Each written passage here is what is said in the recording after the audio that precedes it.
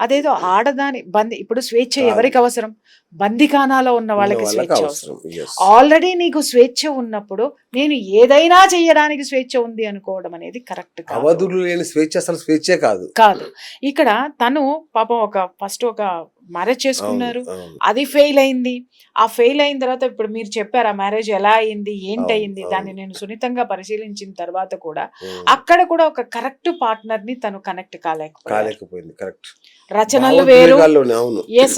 ఊహలు వేరు. రచనలు కొంత ఊహల్లో ఉంటాయి, వాస్తవాలకు వచ్చేసరికి పోరాటం ఉంటుంది.